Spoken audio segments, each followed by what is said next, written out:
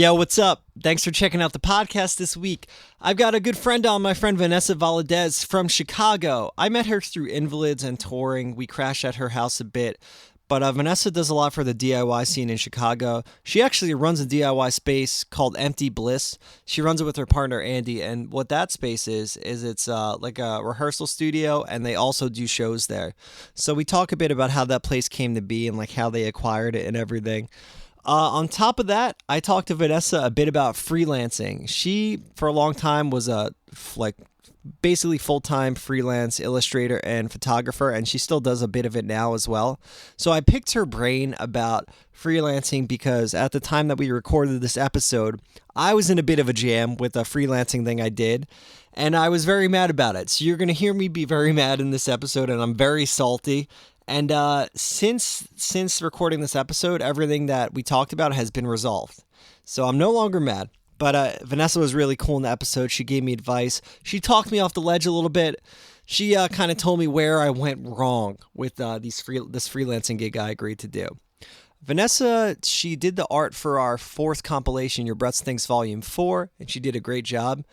I'm letting you know right now that we have a new compilation out, Your Breath Stinks Volume 5. It's a vinyl compilation, and there's 13 like new or unreleased songs from a bunch of bands. We're donating 100% of the money to the Center for Disease Philanthropy, their COVID relief fund, and also like Feed America First. I think it's like a food bank fund.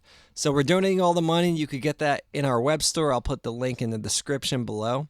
And I hope you enjoy this episode. It's a good hang. We did a lot of catching up. I got to tell the story about how I almost died when we did Audio Treat because we stayed at Vanessa's house the night before, and I was just like up all night throwing up and sweating because of my Crohn's disease.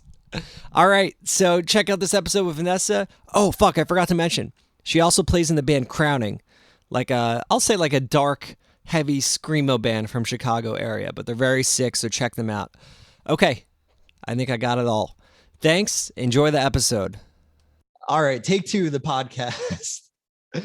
We had a little mishap. I hit record and you got booted, and I was just like, it was 10 seconds of me just like, oh, fuck, what did I do? So funny. Yeah. Just an empty room of you introducing no one. I was just doing crowd work to no one, just like hanging out. Yeah. But Vanessa, thank you for coming on the podcast. Of course. I was saying before I hit record, this is just a good excuse to hang out with people. Mm-hmm. So, we'll just kick it. I got some things I want to pick your brain about. Let's do it. Yes. So, if you don't know Vanessa, you play in Crowning, the band, and you're a music person, right? I guess. Yeah. I'm so passionate about music, so. Yeah. But so we met through Invalids, us crashing at your place. Yes. Pete had posted something on like Facebook about like, I need a place for invalids to crash in Chicago. And I was like, I'm a person because I love invalids. And I was just like commented, and I was probably like one of like probably the only girl that commented. And Pete was probably like, yes. A girl. A girl. Yeah. And Pete and I became really good friends, and of course friends with all of you guys. And it's been great. Yeah. You know what's funny? I thought you guys were friends for a long time. I didn't know anything going into that tour. It was like the one tour I never booked. I didn't book anything. I was just like along for the ride. I thought you guys were friends for like years. I was like, oh. No. Yeah. Pete and I like had just met. And then as soon as I met Pete, I was like, oh my God, you're as fucking weird as I am. And like, as like all the people that I associate with. So this is going to be good. And then I met the rest of you guys, and it was just like, yes. Yeah. Good match. Very good match. Yeah. It's always one of our favorite places to play or to stay. I mean, like just to fucking hang out and kick it. So yeah. Thank you always for having us, Of course. We probably crashed like 4 times. I think so. Yeah. We're in Angles once too, right? Yeah. So, yeah. So how have you been? I've been okay. Kind of busy. I think quarantine was like very enjoyable for me because I, for the first time in my life, wasn't busy and I had like 0 responsibilities. So coming back to like having responsibilities again has been kind of like, oh yeah, I gotta participate in life and shit. So it's been okay. I'm in grad school right now. Oh, fun. Yeah, and I'm freelancing, and I got a stupid job, and I don't know, and I'm in a band, and I'm like doing all this shit. Yeah. So kind of busy, but pretty good. Everything's going well. Cool. Yeah, Yeah. I already like double booked a weekend. Like it only took 1 week of shit happening Right. again, and I already Yeah. fucked something up immensely. Where like I was just cursing and like pissed off for like an hour. But Right. Yeah. got to start using the calendar again. Yeah. I think I actually during quarantine just forgot how to write things down and like use a calendar, which I was really good at before, and now I can't like just dedicate 2 seconds of my time to write something down so I remember. Wasn't it kind of sick though, not having Oh, to? so sick. It was so sick. It was so Yeah. sick. Yeah, there was nothing, there was nowhere that I needed to be, no one that I like needed to give something to. And yeah, it was great. I was just like lay on my couch, like, this is it. This is what I'm doing. It was great. Yeah, like so part of me doesn't miss playing shows. It's weird. Yeah. I miss going to shows for sure. Mhm. But then I think about all the work that playing shows is, and like my back has been fucked up because I'm old now, and I'm just like, I Right. don't want to carry drums into a Yeah. house, into a basement. Right. Up a basement flight of stairs. Yeah. Yeah, so Dave, the other guitarist in my band, just gave birth to a baby. So he's a dad. And with like also me being in grad school, we've all become like really busy. And he keeps like dropping these little like not hints, but like comments here and there that is just like, yeah, I could be happy never going back to playing a show ever again. And I think we really enjoy playing in the studio and like recording and the whole process. I definitely miss shows. I definitely miss playing shows. But I feel like we might not play as often as we used to. Yeah. Yeah. It's like work smarter, not harder, I guess. Yeah, for sure. Yeah, for sure.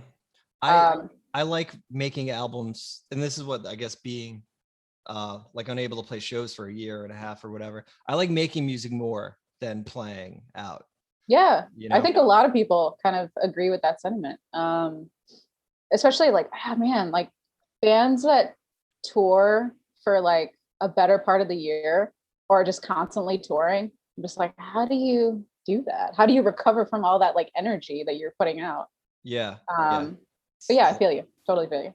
Yeah. It's a lot. I don't know. Like I'm like always grateful for people that come see whatever band I'm playing in. It's just like, I'd rather do it less and have it be like cooler when it happens at this point.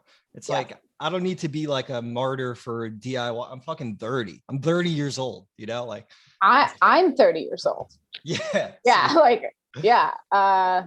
Things are changing. I'm having like new perspectives and I'm just like, oh, weird. I'm like becoming a new person. Yeah. Weird. Yeah. And I've also like not cared as much. Honestly, I think, well, I got a new device, first of all. Oh my God. This is my new phone. Fuck yes. What is that from like 1998? No, it's new. It has a web browser. There's new. You can't tell, there's Google on it. Yeah. Google. It's a flip phone. It's fucking it's indestructible for That's sure. fucking sick. What is it? It's like a Kyocera Dura XV or something. I don't fucking know. But it has YouTube on it. And like the first time I opened it, I just turned my phone sideways thinking it would go like full screen. Oh my God. But there's a little button you could use to rotate videos. Nice. So really it's got everything. Yeah. What happened? Yeah, it has everything except like Instagram I can't use. Oh, weird. But it can do YouTube? It could do YouTube. You just can't have through Safari, because it runs Android and it has like a web browser. Okay. Yeah. But you can't do Instagram because you need the app for Instagram, right? Gotcha. Yeah. And I guess I figured out that was like the biggest time waster for me. Mm-hmm. But now I think I'm also slowly killing my brand, right? Like I feel like I'm like barely running a label. Right. So it's like, I don't know what I'm not doing, but I just feel less like involved in it. It's weird. Yeah, so that was actually my next question. Like, you run this label and you have to like put out so much material on the internet. So without Instagram and like trying to not be as online as you once were, how are you doing it? How are you going about it? So first I felt better about not having, I felt like more focused. And then I felt worse because I felt like I was like not like just not being as vocal about shit, you know? And I guess it kind of plays into like being older too. It's like, why I want people to find out about all the bands that I've like released music for or whatever. And that's when I feel shitty because it's like I'm doing like Floral, one of the best bands, like a disservice. Like I'm just like, I should be like, you know, whatever. I don't even know what labels do. That's also the problem. Yeah, they just like, you know, they post materials out a bunch, pictures. I don't know. Yeah. So I'm bad at that already. Right. Like there's a reason the label's called like choke artist. It's like I don't like being like super, but overall I think it's helped. I've just been fucking slammed also. Like this past, so in April, In Angles recorded a full length. Oh, okay. So, but I was at the studio literally every fucking day. So how long did you record for? The whole month we were there we took like 2 or 3 days off, but our engineer just gave us the whole month we booked there. That sounds so nice. Crowning, we will like go into the studio, maybe like 60% done with an album. And then we have like a week to finalize it. And it would be so nice to have like an entire month to just flesh things out. Fine tune awesome stuff. Yeah. The Crowning album came out great though. It sounds awesome too. Thanks. Yeah. It's like very dark and melodic, but it's also, you're playing bass, right? I'm playing guitar. You're playing guitar? Oh shit. Yeah. Okay. I switched from bass to guitar actually quite a while ago. So after Funeral Designs, which was the EP, we had a bunch of splits and like a comp album and some other shit. And yeah, after that EP, I switched to guitar. Okay, word. Yeah, it's very like heavy, like just the whole album, which I think is like kind of cool and like a new take on like that sound also, because it just fucking hits you in the face. Well, that's good to hear. Yeah, we, like I said, like we went into the studio and we were 60% done. And I was like, I don't know if this is a good idea. Like, we're not really done. It doesn't like, there's more to be done. Yeah. And Pete Grossman at Bricktop Recording is just a mastermind. So patient, so nice. And yeah, we just kind of finished it while we were there. Yeah. Sometimes under pressure, it kind of works. You just like can hone in on shit. Yeah. We tend to work better under pressure for some reason. I think we just like, we're really, what's the word? Really productive at the beginning of our like being a band. And then as time went on, we were just like, fuck, we're like scattered and like not really being able to do things in a timely manner. So yeah, being under pressure works for us. Yeah. It's nice. It's nice when it does work. You know, I think that's part of just getting older too, just having the time to do it. Oh, totally. Yeah. I feel like I sound like I'm phoning it in right now. No. You're so right though. Like you get older and you get so fucking busy and like you have work and like school, kids, like whatever. You just get really fucking busy. And then it's like, oh, I'm not like in my mid to late 20s anymore. And I don't have all this like disposable time. Yeah. Cause even in Angles, a lot came together in the studio. A lot was like, we were unprepared, but it's like, you know, 2 of them have mortgages. One has a kid, like they own property. And like, here I'm in like the shitty punk house as a 30-year-old, trying to impress 19-year-olds in a college town. It's like, what the fuck am I doing? Who am I to judge? You know? Right. Exactly. Yeah. You know? But so we recorded all of April. And it was like, I was working at school during a pandemic, which is already stupid. I would leave the school at 12:30. I drive to the studio for 1:30. And then I teach virtual classes at the studio from 1:30 to 3:30.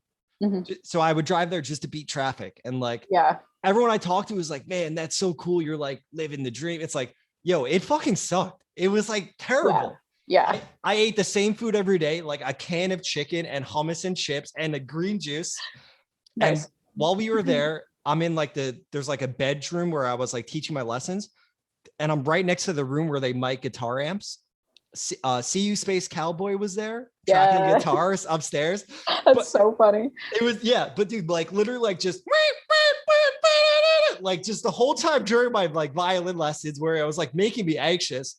And then for 2 days, Billy Reimer was there cracking drums, and just like it sounded like fireworks were going off and like explosions like through the ceiling. So could your kids hear like the background noise? I had this mic and I had the volume down real low. So I just talked real close to the mic. I was literally holding a violin like up to it like this.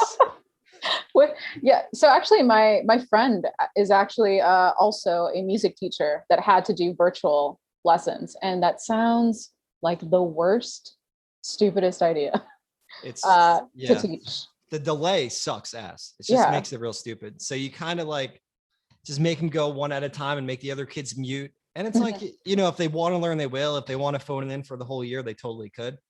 I just, I edited our virtual concert and that took 26 hours of me editing in Final Cut, just videos of kids playing the song. Like they recorded themselves playing along to a video of me playing the song to a click with headphones on. And like half the videos were like this, where you just see the top of their head. Dude, it was a fucking nightmare. That sounds like it would take so long.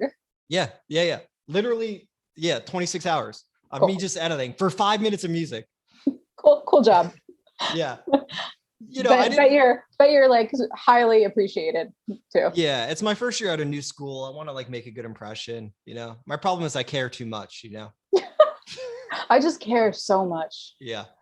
But it's funny because some of the kids I was recording in school, and like I'll never yell at a kid, but like I was being a prick to one kid, like, oh, your hands in the wrong spot. Then he would record a mess up. I was like, you got to look at the music. I've been saying this all year. And he just started crying. And I was like, oh, you made someone cry. Oh my God. We're in the studio. How did it feel to have that power? It felt bad. Cool. As soon as I saw the tears welling up, I walked it back. I was like, buddy, you're doing fine. I'm sorry. Like, soft voice, quiet. Yeah. Good move. Yeah, it was rough. I probably should have not, but it was like the last day to record the song. Like the kid dicked off all year and I knew it. And I was like kind of holding it against them. Fair enough. That's all right. This podcast will get me fired now anyway. Yeah. Let's make sure we post this everywhere so your school can see. Perfect. Right to the Board of Ed Facebook page. Yeah. For sure. Recording drums for an Angles, there was one moment where I wanted to cry, honestly. Oh, really? Why? I couldn't do something. I was just so frustrated. It was like the last song on the last day, the drums were going out of tune. And then like, so I was working against that. My body felt like shit. Like my hands were covered in blisters.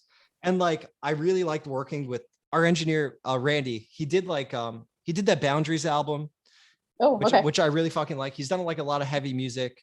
But yeah, I wanted to do a good job, but I couldn't, like, it just wasn't happening. And I was like, for like 5 seconds, I felt I was on like the verge of like, fuck, like throwing all your shit. Yeah. Yeah. But you just gotta, have a good cry in front of all your band members. Yeah. Well, don't worry. None of them were there the whole weekend. I recorded drums too. It's like, I was there every day for the studio. And then like, when it was drum time, they were like adulting or some shit. Gotcha. Yeah, but, for sure.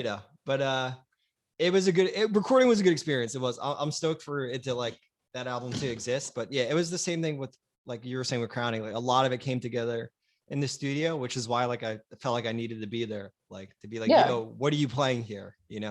Yeah. So I think are going in the studio next month. We like have committed to like 3 things this year. One's a comp, 2 are splits, and it's June. And we like hadn't been practicing at all. And we were finally just like, we should probably like do something. Like the shit is coming up. So July, we've spent like maybe like 3 or 4 days writing a new song for this comp. So then July is our kind of like pressure thing. Like it has to be done by then. So that's like the next thing that we have coming up. Yeah. Do you feel like prepared? Yes. Yeah, I do.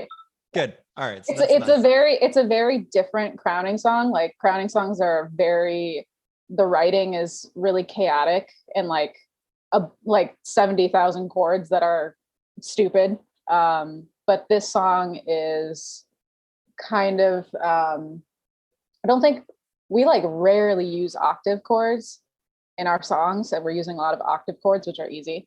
So it sounds different and it's way easier to play. So yeah, good. Bring it back. Yeah.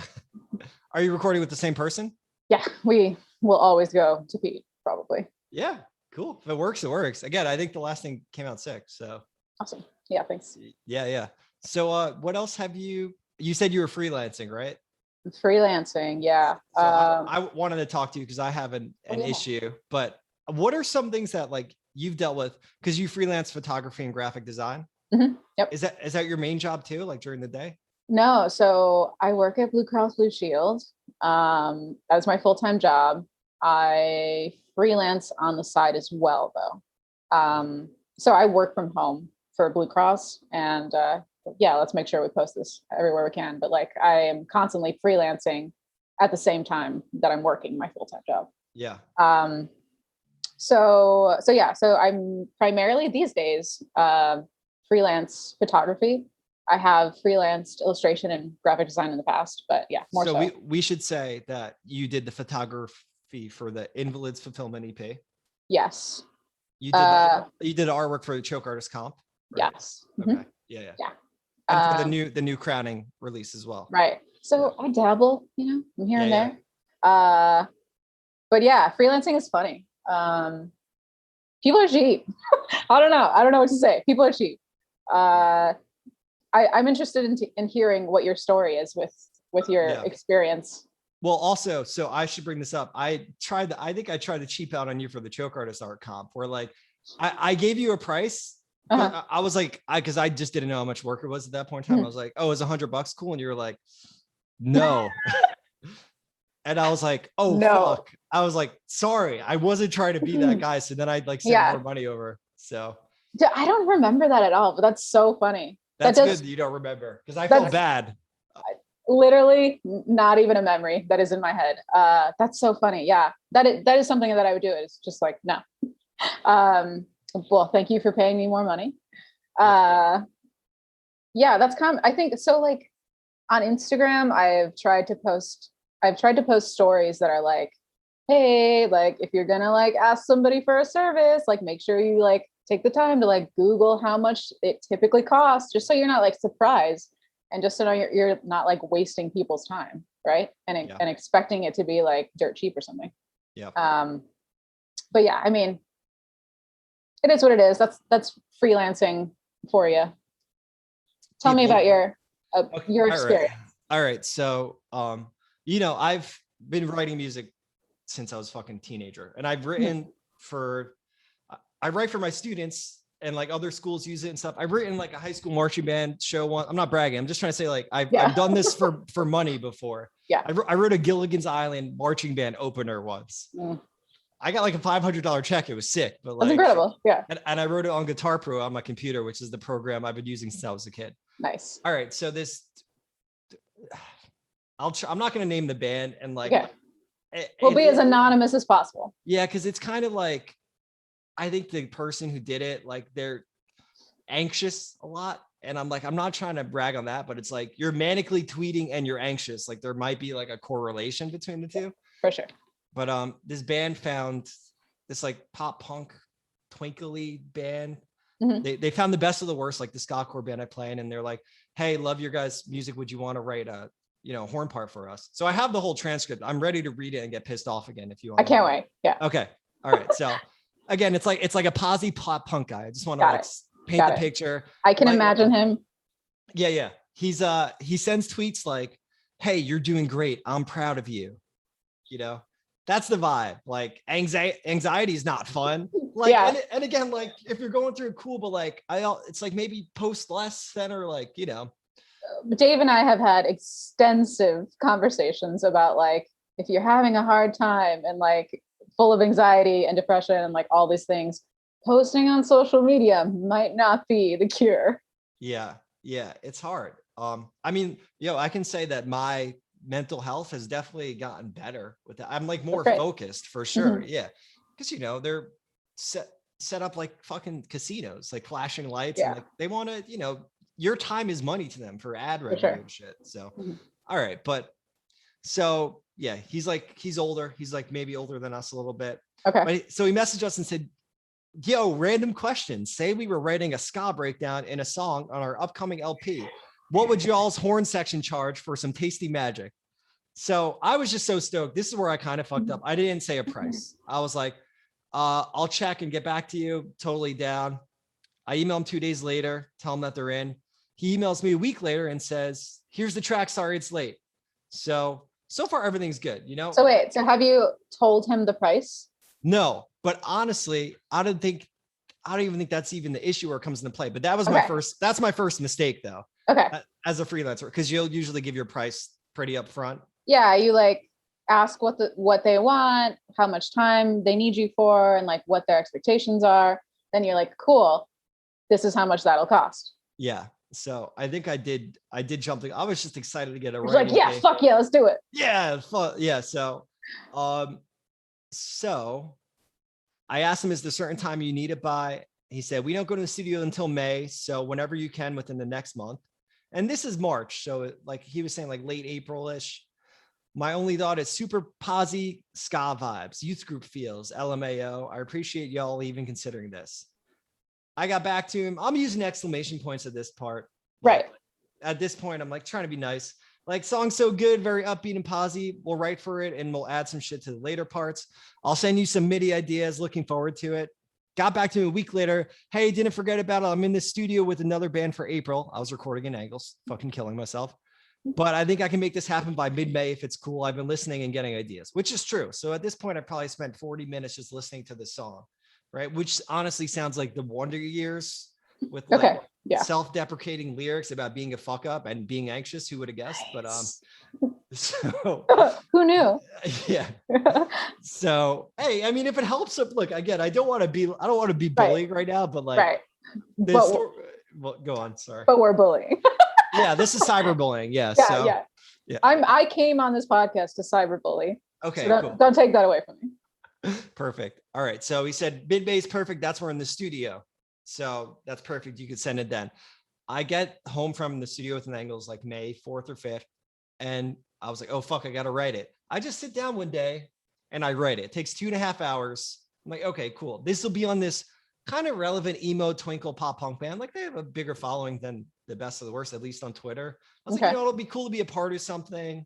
And like, the Best of the Worst, it's not like a pure ska band. So it'd be cool to have people that aren't necessarily ska fans like hear it. Cause like, it's like kind of mall emo and like post-hardcore at times or whatever. So I email him like, hey, I'm sending the part over. Then I send it over an hour or two later. And like the whole time he's posting constantly throughout the day about how stoked he is to be in the studio. And he was like, oh, guess the guitarist of, it was some fucking pop punk band, like Knucklepuck's in the studio with us, hanging out. No big deal. Like, he's just like very happy to be recording. I could tell he cares about his band a lot. Yeah. And we all do. That's why we're, but he's very online about it. So I sent it on the 10th. And then, do you think I sent it too fast? Cause we hadn't talked in a month and I was like, hey, here it is. So do you know this person, like personally, like your friends? No. Okay. If it's not a friend, then I'm not sending anything until like, if it's a stranger, then I probably am asking for a deposit. If it's a friend, then I don't give a fuck. Like, I'm sending you it. I expect that you'll pay me. They usually do 100% of the time. But yeah, with a stranger, I'm more like wary about like sending things right away. Yeah. And especially like, I want to make sure you like, especially like you just said, it's been so much time. Like it's been like a month or something. Yeah. And if something has taken that long, I want to make sure like they're expecting that it's coming, they're responsive, they're communicating. So continue. What happened? So I jumped the gun. I was definitely excited, but I was like, they're in the studio. He said he needs it. So I sent it on the 10th. 2 days go by. He says nothing. Cool. Yeah. So then I follow up. Hey, wanted to see if you got a chance to check that horn idea out. Let me know if there's anything you want me to change. It's MIDI, so it sounds a little wonky, but hopefully you get the idea. So now I'm doubting it. I'm like, fuck, do I suck? Is my part stupid and bad? Like, so he fucked with me because he didn't reply and it was like lingering in my head. So, he says, I'll check with the producer this afternoon. Sorry, I didn't see this earlier. Okay, fair enough. All right. You're tweeting 20 times a day, but like, yeah, you're always on your phone and checking everything constantly, but yeah, word, you didn't see it. It could have been like, he saw the message and he was like, oh fuck, I'm too anxious to read it. Or he's like scatterbrained. I always give people the benefit of the doubt because I know what it's like to just be scattered, absent-minded. Like, Yeah. I get it. Yeah. That's a good point. Maybe I need to be a little more empathetic here. So my partner Andy is the opposite of me, where he'll do the same thing. Like, they haven't responded in 2 days, and he's like, "Oh, they fucking hate me. They want nothing to do with me, and I'm dead to them." or like he takes it like extremely personal, and I'm just like, you don't know. Like, they maybe didn't see it. They've had a death in the family. They're an asshole. Like, you just don't know. Yeah, you're right. Yeah. Well, because you deal with a lot of clients. Like, you're pretty busy with what you do. Yeah. Relatively. Yeah. Yeah. So yeah, I was just excited, and then I was just upset and mad, like both sides of the spectrum. Yeah. So he said, but I at this point I was like, they're recording. So I was like, they're probably busy.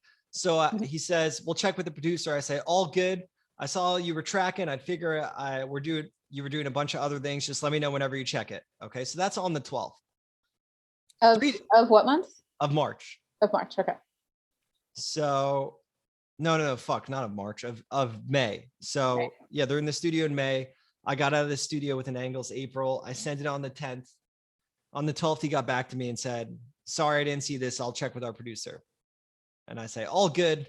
Just let me know when you check it out. Okay. The 15th. At this point, it's really fucking with me. Yes. And like, I also have this weird chip on my shoulder, like being in a ska band, where I'm like, What is the chip on the shoulder? I don't know. Like, ska was like kind of the butt of every joke after like the McDonald's commercial boom of the early 2000s, where it's like, it was so mainstream that then everyone was like, yo, this is fucking corny, Yeah. So, but you love ska. Yeah, of course. Yeah, I got the tattoo. I right. love ska. So then I start getting puffy. I'm like, this guy just thinks we're a ska band, and like his emo band's too cool for us. Like, I start getting mad. I just picture you like stewing in your bedroom, like, this fucking guy, like, he doesn't even like ska, he doesn't appreciate ska. Cool. I literally do that just about people in general. Like, people don't know how good ska is. So this is a story about like how this guy like betrayed you, but it's really just you spiraling into your own anxiety.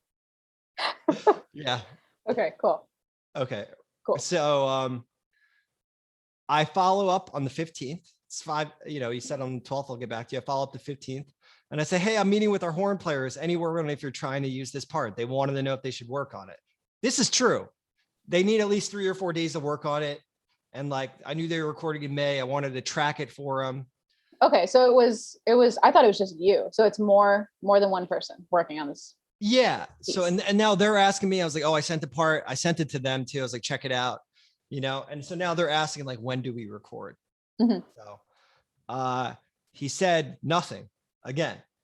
Okay. So how many days has it been? Since I sent it to him? That he said nothing. So since he said like, oh, I'll check it out when I get a chance. It's been 3 days. Okay. But it's like, I mean, to be fair, it's getting annoying. It's getting annoying. Yeah. He's in the studio working on the album. What else is he doing? Yeah. And then it's like, I'm checking his Twitter and like, that's not my job to see like, oh, has he logged on the post? I feel like I've done similar things where it's just like, I see you.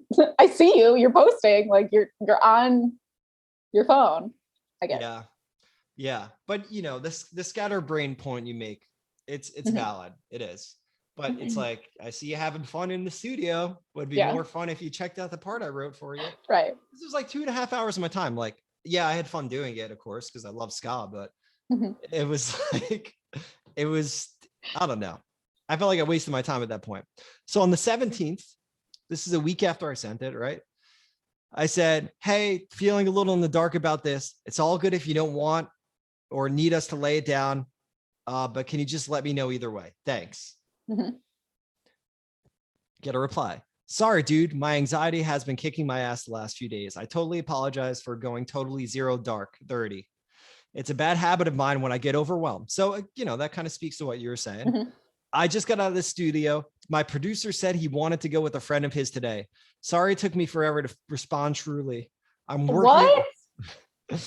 working on getting better on that. Would love to link up on a future Spotters show, and I can pay y'all for your time if you like on this one for being so inconsistent with my communication.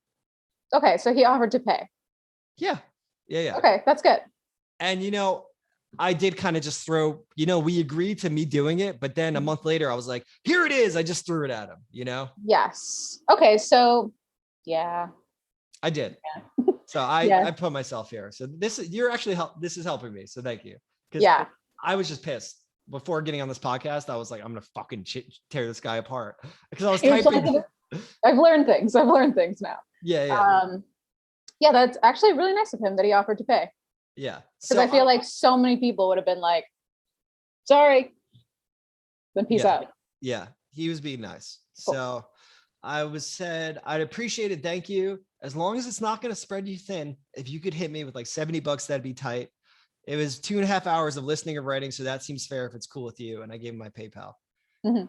I would have probably, if they used the part, I probably would have taken like $50, gave the horn players like 15 and taken 20 or whatever.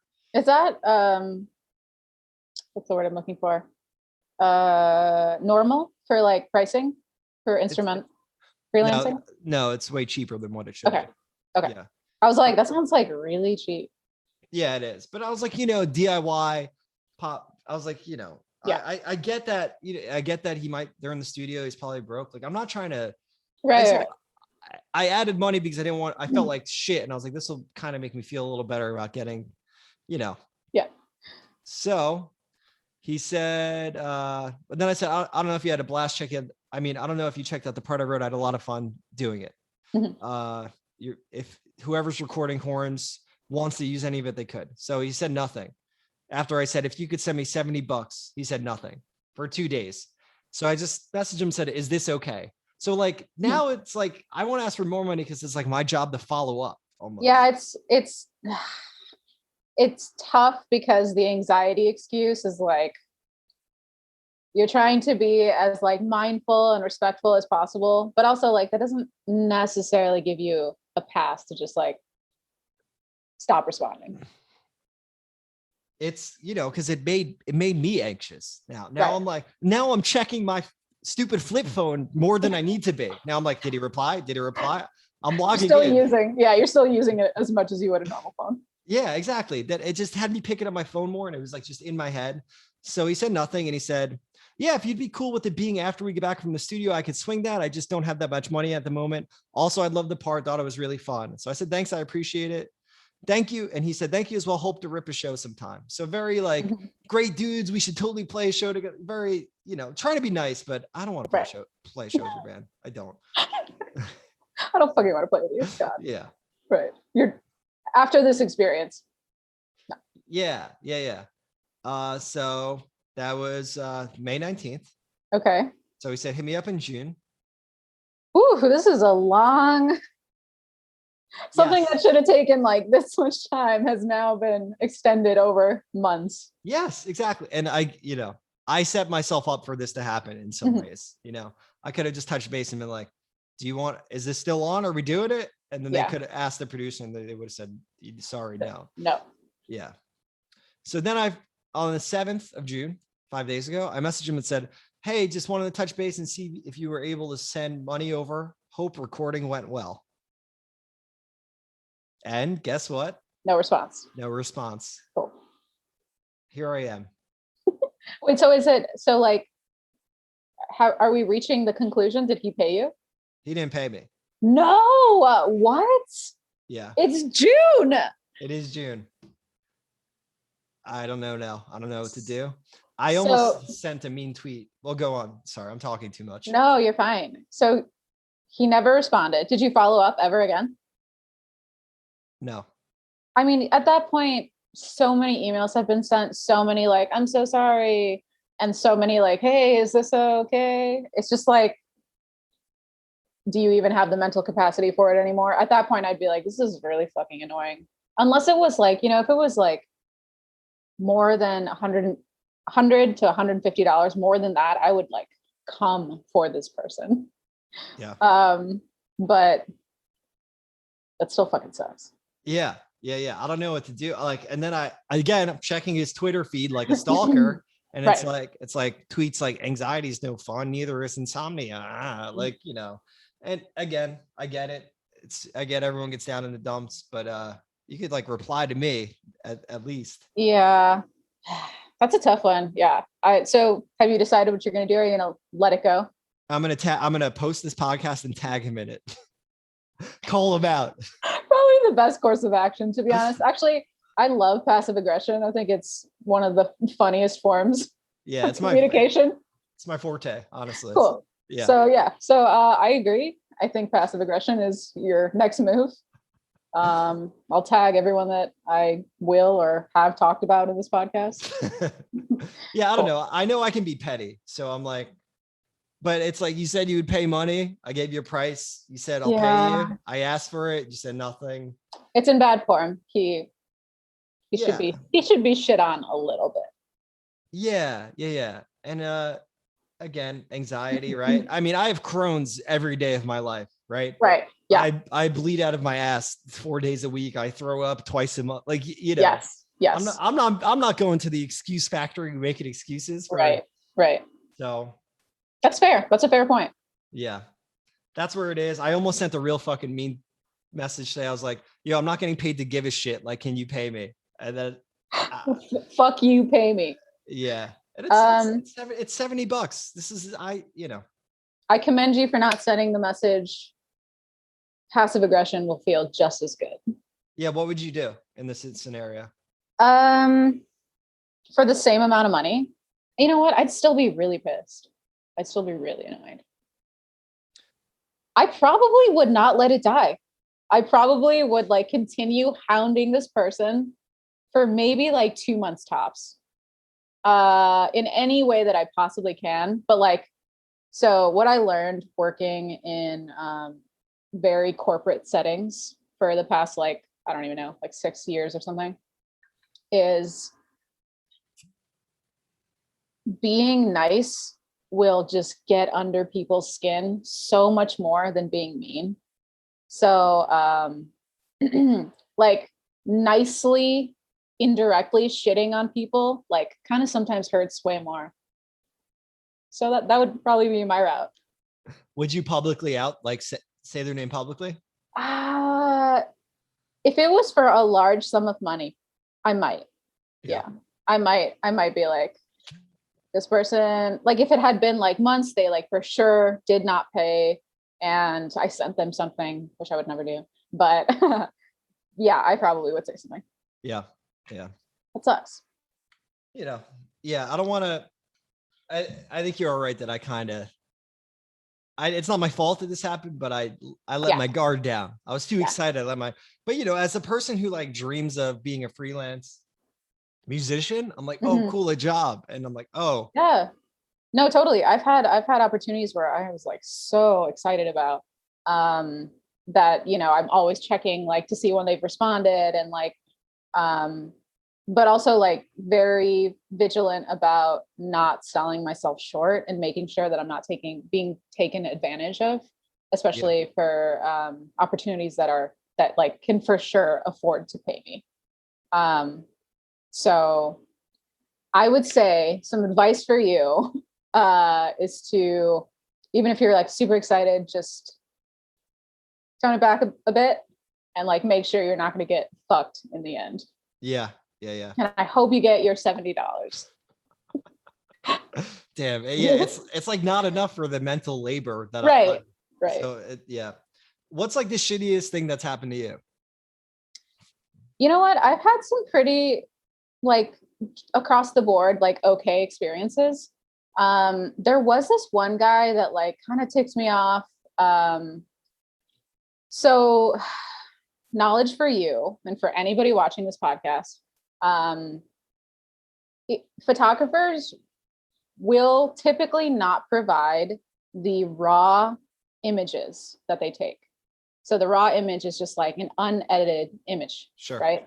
So a lot of people expect that. It's weird.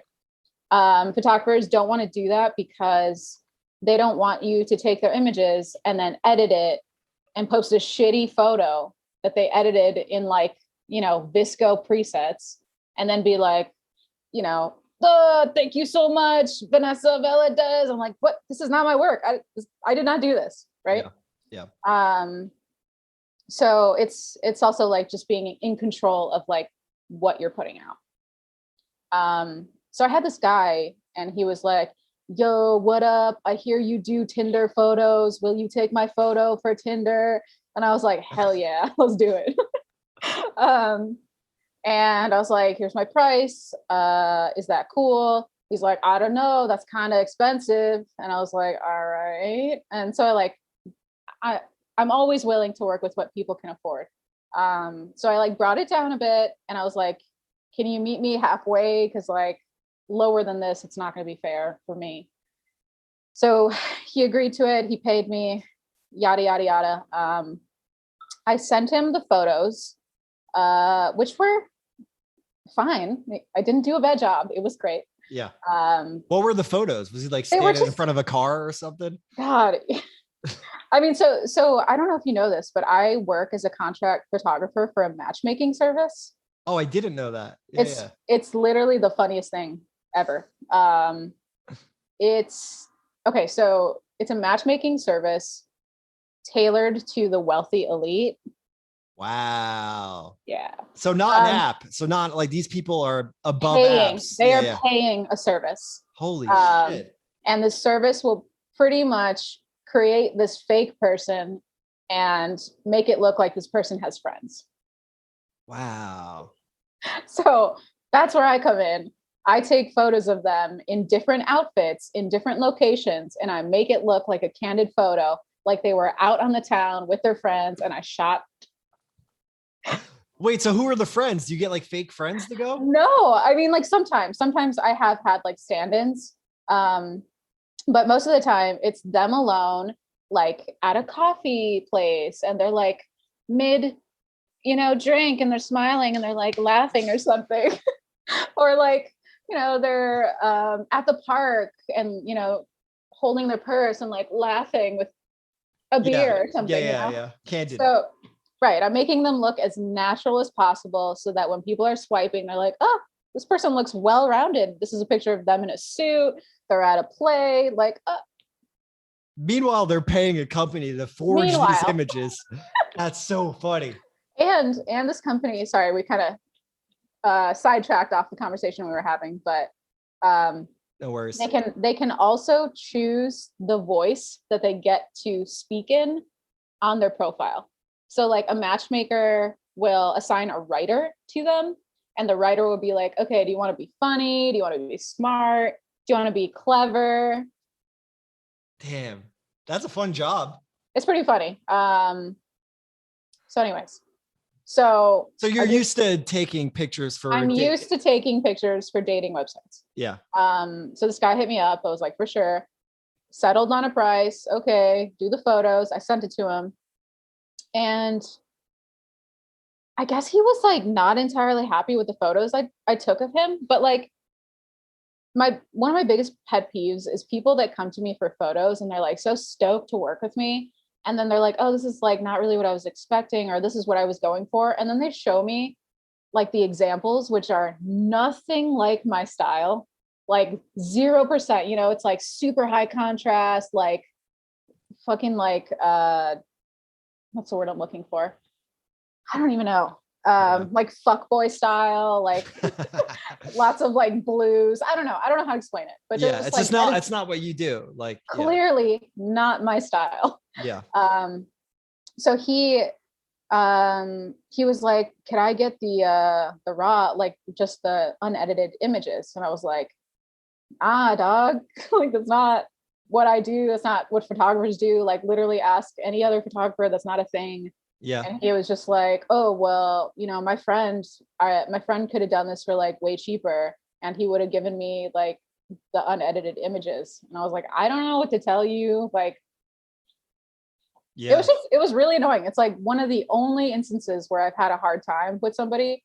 And I just think it's like, that was a lesson to me of like, next time, make sure the person that's coming to you is going to get what they want in terms of expectations, because like if you show me something that is clearly not my style, then I should just say no.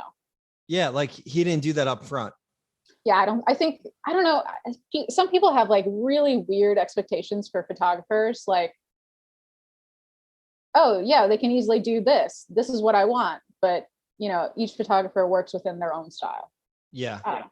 It was weird. I never push back on graphic designs. If like I'll help like shape, if something's there, I'll like shape it like in a way. I'll be like, oh, it'd be cool if this could be like this, maybe. But like I rarely am like, this isn't it once it's done, because it's like you go with the artist because you trust them. Yeah, for sure. But if you're getting Tinder fuckboys, it's like, what did I expect? It was a Tinder fuckboy. But yeah, that was really the only one. Everybody else has been pretty chill. Yeah. I did get offered like an engagement shoot plus shooting a wedding, which would have been so much fucking money. And the lady canceled me shooting her photos for her wedding because I didn't respond fast enough. Wow. Yeah. She was like I could sense her anxiety, like her nervous energy of just like being the type of person that needs a response right away and needs to be like included on just like fucking everything. And I still did their engagement photos, but she was just like, I think we're going to go with somebody else for the wedding. And I was like, all right, I don't care. Did she say it was because you didn't reply? I think she like hinted at it. It wasn't like directly said, but it was implied. And I was like, that's fine. Yeah. People get crazy with fucking weddings. Yeah, for sure. Yeah. Like rightfully so, but also I'm not trying to deal with that. It seems like too much. Yeah. I don't know. Just chill. I'm trying to preserve my like chill energy. Like, I don't care. Yeah. Got bridezillas in the mix. Yeah. Have fun with your day or whatever. Yeah. For sure. Yeah. Wait, so let's go back to this matchmaking company. So how are the people in like real life when you talk to, like, are they like, do I look cool? Like, dude, yes. Okay. So they're, oh man, I wish I could do like a series on these people, but it's like, I'm not supposed to post pictures or anything of them, but can you tell me the website? It's Vita Select. Select. Okay. So I've done people as young as like 23, even up to like 60. And they're all like really wealthy. And some of them are like perfectly adjusted as a normal person, like normal. And other people are really weird. Like you are socially stunted in so many ways. And I think for the most part, people do the service because they are just too busy. They're literally too busy making a lot of money. Yeah. That they don't have time to like date, and they want somebody to do it all for them. And I guess if you have the money, like more props to you. But Vita offers a service where they can talk to people on your behalf. They will pretend to be you. They will have full conversations with people. And then when it's time to meet up, like set up a date, they'll print out a history of your conversation. Wow. So that the person knows what you've been talking about. So it could be two people speaking to each other that aren't the people that are going on the date. I was literally just thinking about that. Like, yeah, what if it's two matchmaking services, not the actual person talking to each other? Yeah, that'd be sick. Yeah. Damn. That's what it's like to be super rich. 2021. Yeah. Baby. Yeah. Fuck yeah. Yeah. So, very, very interesting service. Yeah. It's a gig. Yeah. For sure. Do I need to like make a certain amount of money to sign up? I'm going to try. Yeah. I'm okay. Listen, I've tried to ask a few people like, so how much does this cost? And one person I think told me that there are packages, and he was paying for the most expensive package, and he said that it was costing him $3,000 a month. Oh my God, a month? So good luck. Yeah. I'm happily in a relationship, for the record, but okay. It'd be funny that, yeah. I was just gonna say, like, once you get your $70 back, then you could apply. Oh, okay.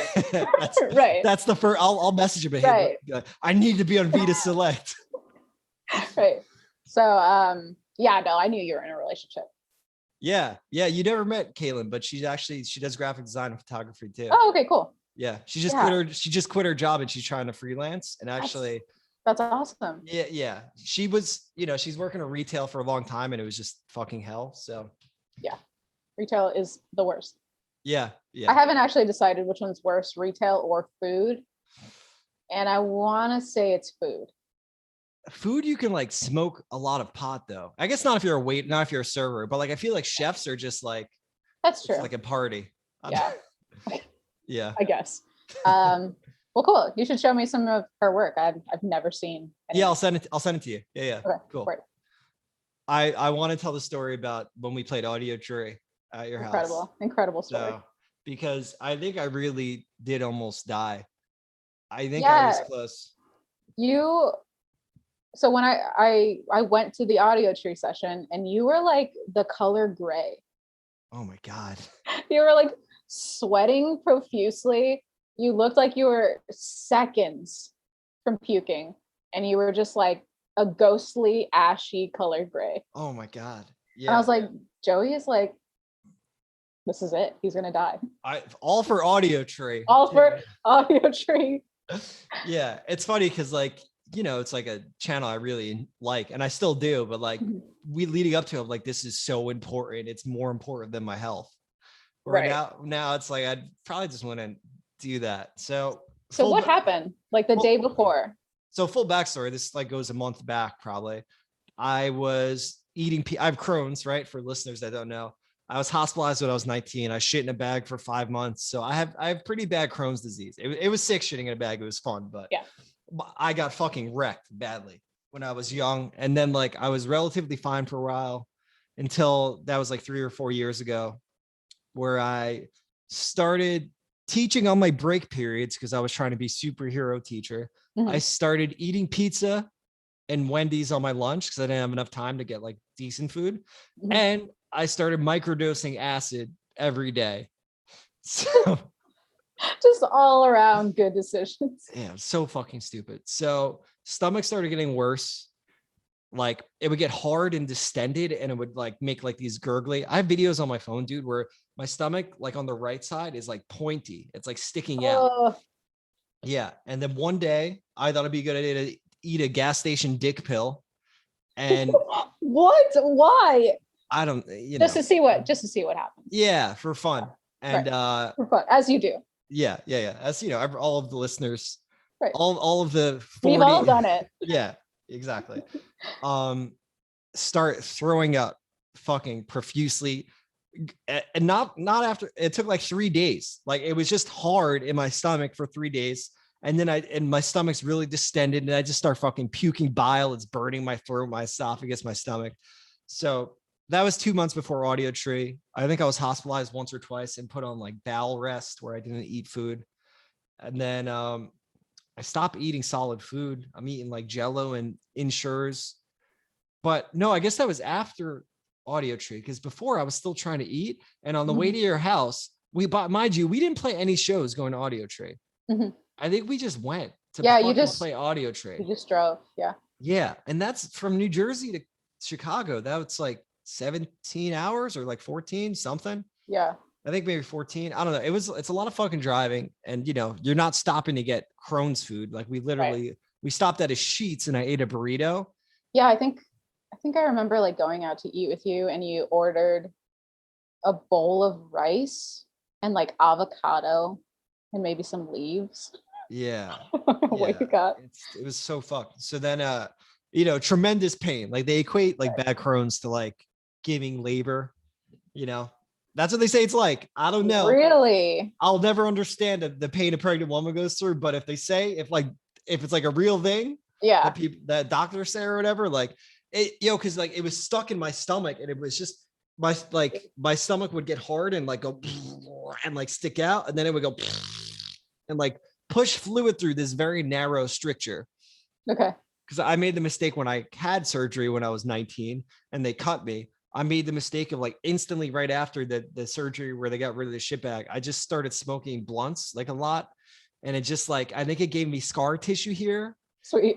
Yeah. Cool. And that's where Crohn's comes back too. Like wherever you cut it out, it comes back in that same spot. Okay. And like, I wasn't very smart about it. So we get to your house. I think I'm sweating. I'm just start throwing up probably. I barely slept. It's the night before playing Audio Tree, which again, like invalids practice like every day for leading up to it. And we get there and we do a test playthrough and we play like 4 songs and I felt great. But then after that, I had no energy left. And I start sweating and like fever sweating. Mhm. And I go in the bathroom and I just like lay on the toilet for 15 minutes before like going in. You poor human being. Yeah, it was real broken dumb. body. Yeah, I thought I might have died if my intestines tore, because when I had my first Crohn's surgery, my intestines tore open. I had a perforated bowel, so Mhm. like literally intestines ripped and blood and shit is leaking into my body and pus and bile. Mhm. So I thought that might happen again, but it didn't. Play Audio Tree. I'm pretty sure I haven't watched it, but I'm pretty sure if I did, I would look like I was dying. I mean, the whole time I was like, he's doing really good for like being on the verge of death. So Thank you. Yeah. Yeah. But yeah, I just remember being up all night at your house, like listening to podcasts and sitting at your toilet and you know, I would force myself to throw up. Mhm. It was gross, but like I was like ramming fingers down my throat and just like trying to get everything out because there was so much pressure and pain, like a sharp pain, that I just had to do something. I remember when I first met Invalids, I think like the first time you guys came, you would just like disappear. Like just we would be walking down the street and then you'd be gone. And I was like, where is Joey? And he's like, oh, it's like a thing that he does. Like he has Crohn's, he's in pain. And you would just like sometimes just slink off back into the van and just like quietly die there for a few hours. Yeah. So I can't imagine. That fucking sucks. It's yeah, it's tricky. It's gotten better. I got a portable smoothie maker.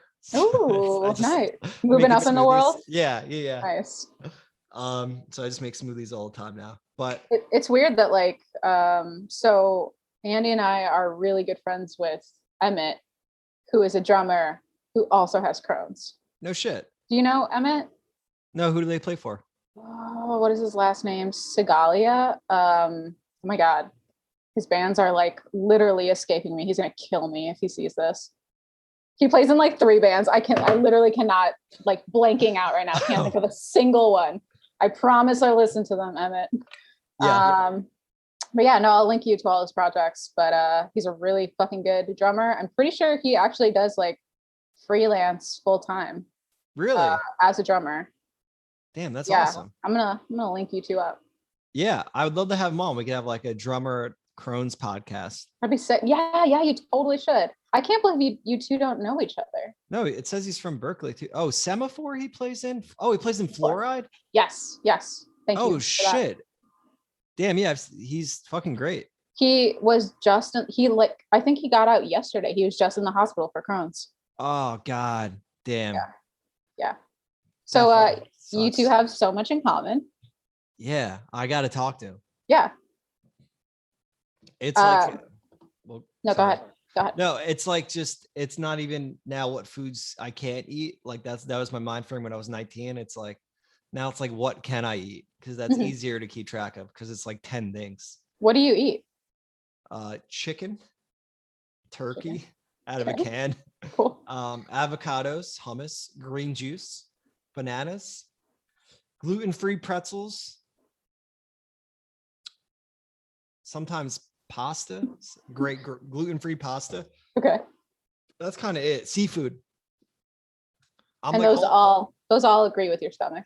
Yeah, I can't have any like cruciferous greens because it'll just rip through the part of my intestines they cut out, because I think they cut out like 1.5 feet, but it's like it's the part that breaks down greens. It's like your small intestine, which is where you really break shit down and absorb stuff. So yeah, like broccoli and cauliflower would be bad for you, right? Like particularly fuck me up. They fuck me up really bad. Super gassy and shit. Yeah. So it's been better though.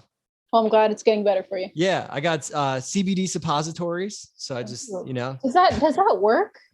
CBD, yeah, it helps like inflammation. What's helped more is like iron suppositories. This podcast, people listening are like, why is he telling everyone that he puts vitamins in his ass? But honestly, it works. It's helped a bit. Yeah. How? Listen, this concept is so new to me. You put a vitamin in your butt. In your butthole. In the hole. Yeah. Where else? Where else would it go?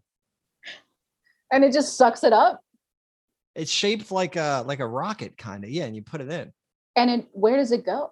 Like up? Does it travel up? You absorb it through your like your colon. Does it like disintegrate? Yeah, it melts in your ass. Nice. Cool. I just like never knew. I never knew like had this visual of how it actually worked. So I'm gonna try it. Yeah, if you have a problem, I found a website where like they sell like all these different vitamins and supplements. Like, Okay. How's your stomach been? Dude, like kind of an embarrassing story and very funny. So stupid. Okay, so I had stomach issues for, I want to say, I mean, kind of like on and off my whole life, but they got really bad when I was like 24, and it lasted for like 5 years. Actually, I'm sorry, I'm like overshooting this. 23 and onward, for like 5 years, I had really bad stomach issues.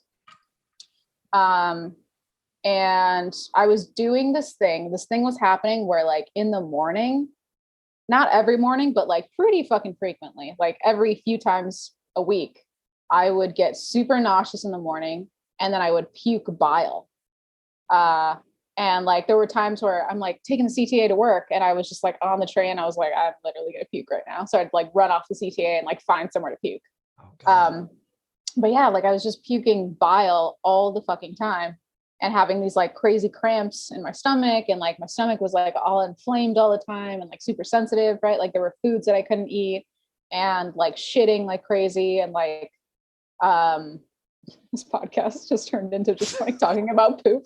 Toilet talk, yeah. Toilet talk, yeah, like just like shitting like pus and blood. Oh God, yeah, yeah. And I, like whatever, dude. So it came to me finally.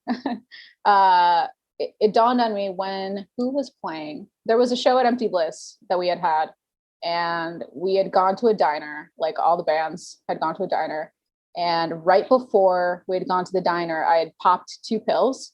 I had been taking like medication for acne for like the better part of my life. Okay. And for whatever reason, right before, I was like, instead of 1 pill, I'm going to take 2 pills because I like forgot to take one the day before or something. And when I got to the diner, I felt like hell. I felt like so fucking sick. I got super queasy, like puked a bunch in the bathroom. And then I was like, maybe there's a correlation here. Yeah. And I'm fucking allergic to doxycycline. And I've been taking it for 5 years. Oh my God. Yeah. And I've been allergic to it this entire time. So pretty much I just did damage to my own stomach. And I think that was like the root cause of like my stomach issues in that time frame. And I just like never put it together somehow. Yeah. Well, if you do it every day, it's just your routine. You don't think about it. Right. But I think that, that instance of like the diner and just like knowing what had happened right before I had gotten to the diner, I was just like, it's fucking doxycycline. Damn, I'm glad you figured it out. Yeah. So not in the Crohn's Club, luckily. I mean, throwing up blood, I mean, pus and like nausea, and it was painful, right? Yeah, for sure. Yeah. I remember you talked to me about it and like, you seemed like you were hurting bad. So yeah, it sucked. It sucks a lot. I still have like a recurring issue where I, poop blood a lot. Just blood? I mean, like I'll poop and like some blood will come out, and I'm like putting off the colonoscopy, but like I for sure like gotta get a colonoscopy. Yeah, just get one. Just I mean, if you have like health insurance, that will cover it. Nah, I totally do. Yeah. So it's not too bad. You get knocked out. You've had one before? Had like 8. Nice. Does your butt hurt afterwards? No. It's like a little, it's like a real tiny. Why am I thinking like like a fucking periscope? They shove a tube this wide. They have like a wheel crank that they crank it into their feet in it. No, it's not too bad. Yeah. Okay, cool. Yeah, it's the prep is almost worse, like the day before, and it's not even bad. You just take a lot of laxatives. Oh, okay. but that's like, that's worse for sure. You Okay. drink a lot of Gatorade. It's like, the day before, just don't do anything. For anyone listening, that's, the listeners of this podcast will all be hitting 30 soon if they're not already there. But Yeah. yeah. You just get it, and then you wake up and you're on anesthesia, and you're like, ugh. Nice. Yeah. All right, you've convinced me. I'll do it. The best thing I ever did before a colonoscopy, I was getting put under, and I was like going, and I was like, wait, to the doctor. I was like, wait, and then I just said like, who do I tip after this? I just like fell asleep. That's amazing. I love that. Yeah. Oh, yep. I'll get a Yeah. colonoscopy. Yeah, get one. Yeah, you probably have ulcers from the damage, Probably. Yeah. but Probably. it's definitely worth getting checked out. Or like an anal fissure. Yeah, which is like a tear. Yeah. So this podcast we're learning so much today. This is what, like, full fucking butt stuff the past Yeah. 15 minutes. Yeah. Imagine being a person with no issues at all with their body. I can't imagine what that's I can't. like. Yeah, I can't. You have back problems. I have back problems. I've had them for a really long time. Yeah. But just imagine being a person that just wakes up every day and feels normal. I don't think that person exists. Really? I feel like everyone has something. I don't know. I feel like there are people out there that like feel fine. Fuck those people. Fuck those people. They're not invited to anything. Well, I mean, it's just like the food we eat, the air we breathe, the medicine we take, literally. Like, there's just so many things that fucking poison us slowly, Yeah, for sure. I mean, I know I'm like full conspiracy theorist, so like a lot of shit like that, but it's like, I mean, like, I got Crohn's, and doctors were like, oh, it's not what you eat that makes you sick. And I was, 17 at the time. I was like, okay, I'll keep eating buffalo wings then. What the fuck? And then I just got more sick for 2 years. So it's like, they have no fucking idea, Yeah, some doctors are not great. Yeah.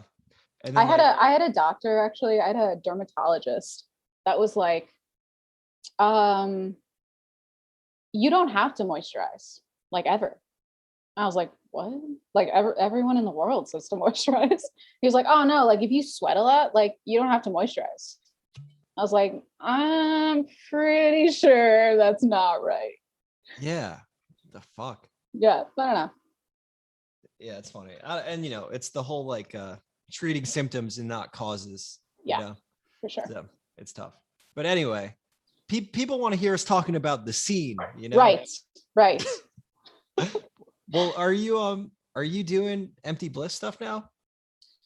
So we haven't like revved it up again, and Andy and I have been talking about it recently, and I think we're probably not going to be doing shows again until like October, November. Yeah. It's like shows are slowly starting to come back in Chicago. Well, not really, honestly. Like, venues are still not doing shows, but outdoor fests are happening now. Lollapalooza is happening, which, the most important fest of the year. Yes. So thank God that's still happening. It's a lot of people. Yeah, it's a lot of people. Yeah. Yeah. But yeah, so Empty Bliss has recovered from the flood. We've got like a bunch of new people like in space, and getting ready to have people and like have shows is going to take some time and like maneuvering. There's so much gear once again in the basement, like so much gear that I don't even know like where to put. So I think we're going to like build some stuff and prepare to have shows again. And I kind of feel like we should be doing like, you can only come if you're vaccinated.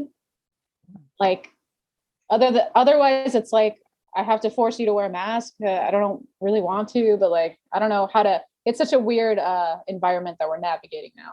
Yeah, for sure. It's someone will be mad no matter what too. So right. Someone is going to be mad. Like, I don't care. I don't want to deal with you. Like, just fucking come if you're vaccinated. God. Yeah.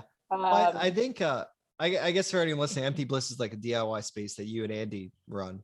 Yes. But I would think you kind of cultivated a scene where it's like people get it and they're going to show up if they're vaccinated, right? Yeah, for sure.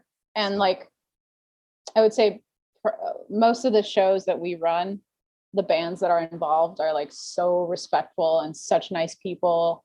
And the people that are coming are the same, like very respectful and nice. So yeah, we're definitely not trying to have an environment where people are going to be like pissy or mad or whatever. So yeah, we're coming back soon, sometime this year. What made you guys want to open it up? You know what? It was like totally like a whim. So Andy was living with a roommate in his apartment, and I would come visit. And below their apartment, there was an empty space. It was like a storefront. And like one day, I just like peered through the window, and I was just like, like I don't know, like I'll just ask. I'll just like inquire about it. Then I'm not really looking to rent anything, but I'm just gonna take a look. I'm just curious. So I talked to his landlord, and the landlord showed me the spot, and I was like, yeah, this is like really big. This is like a lot of space. And then I saw the basement, and the basement was just like, like it just like sparked so many ideas. And like, I'd always wanted to be even more involved in music than I already was. And there are like a handful of DIY venues in Chicago. And like, obviously that's like what I mostly play in, or like DIY spots, but I really wanted it to be different than all those spots. Like I wanted it to be like done well, like you don't show up and it's like you're playing on top of like a washing machine or something. Yeah. I just wanted been there. Right. And like barely like 10 people can fit in there. So yeah, I saw the basement. It sparked some ideas for me. I was like, what the hell? Sure, why not? And like I rent it out. It's very cheap for what it is. And it's become kind of like this project that I have put so much work into. And it's cool. I mean, like when people come, they're just like, this is not what I expected it to be. And I'm like, yes, that's exactly like what I wanted. Yeah. It's a cool spot. It is a cool spot. Yeah. I really, really like it. So yeah, I'm excited to do shows again. Yeah. And bands are like renting it out as rehearsal space, right? Yeah. Yes. So we got Crowning in there right now. It's actually mostly artists right now, where like like a year and a half ago was mostly bands, but right now it's mostly artists. So we've got like a bunch of artists renting out the upstairs portion, and then the downstairs portion is Crowning. And then like just a drummer and just a like, I don't even know what he does, but he's like a music therapist. Wow. And I don't know what he does. I think maybe he just goes down there to just like play his instruments. Okay. And that's all we have going on downstairs. Yeah, that's interesting. Yeah. And actually, so Andy and I just moved out. We lived above the space. Yeah. We just moved out into a new apartment, and our friends moved into our apartment. Oh, nice. Which is perfect. Like, yeah. They get it. Yeah. So yeah, they have a shit ton of gear in the basement. So yeah. I think it's cool you guys can have like that project together and just like, you both care about it a lot, and you just it's like your baby kind of, It totally is. Yeah. And most of the shows that we've had have been like really great. We've only had like maybe like 2 shows that were like straight up not fun. And yeah, it's like, it's nice when you get to experience what you've like made and everybody else respects it and like enjoys it and is a part of it. Sure. And yeah, I mean, we were fucking shocked when we did that GoFundMe, and it just like fulfilled the goal within like 8 hours or something. Hell yeah. Because you got flooded, right? Like you got flooded. Yeah. Yeah, that sucks. Yeah. I mean, I was able to go to a show there and not play, which was sick. When I saw fucking Hikes there. Yeah. That was excellent timing. Yeah, it worked out perfect because In Angles had an off day, and I think we played like a butt show the day before. Yeah, we did. But we had an off day in Chicago. Chicago suburbs though, right? Yeah, and it was just, I don't know what it was. I think like half the band supporting it played a banger like a few days before we found out. So it was just like, but it was at the Wire, and we played there before, and it was sick. And the guy who runs it, Chris, is really cool. I think it just didn't work out. But yeah, so we just had an off day. I got a tattoo, and then I went to that's right. Yeah, you showed me. Yeah. Did you get a Garfield tattoo? I got a Garfield tattoo. Yeah, yeah. Fuck yeah. I've always wanted a Garfield tattoo. Hell yeah. Can I see it? Is it somewhere visible? No, I think I'd have to take my pants off. All right. It's a Garfield skull and it says "No More Mondays" above and below. So good. Yeah. So good. I was happy with that. Nice. Yeah. It's probably the last tattoo I'll get, I think. Now that I'm old, yeah, I don't know. How many tattoos you got? Not that many. It's 5. 1, 2, 3, 4, 5, 6. Okay. If we count the Scott. We're definitely gonna count that. Fuck yeah. Hell yeah. Well, I'm glad that the space, it's still kicking. Keep it alive, keep fucking rocking. We will. Yeah, we were worried there for a sec, especially with like the pandemic and like switching out a large portion of our income that was coming in for like rent. But it's kicking, still going. Yeah. As long as you can make it work. I feel like so many people in DIY, like I'll talk to, and that's everyone's like dream is like have a space with a venue for music, because they're always thinning out, especially now too. I think a lot of venue or DIY spots, especially around the country and especially in Chicago, like only last for like 2 or 3 years or even less, and then they're gone. Yeah. But we're trying to do it for quite a while. Yeah, hell yeah. Yeah, New Brunswick, it's like houses. It's houses. So when people move out, it's over. Yeah, exactly. So, yeah. Well, sick. We're gonna wrap this podcast up. All right. It was awesome talking to you. Yeah. I wish Pete didn't move to Australia. I would like to see Invalids again. I hope you guys tour sometime soon. We gotta finish the album.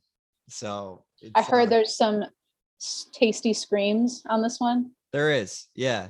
P went full scrams. Hell yeah. It sounds good. It's like in Unoya where there's like kind of like light screaming in the background.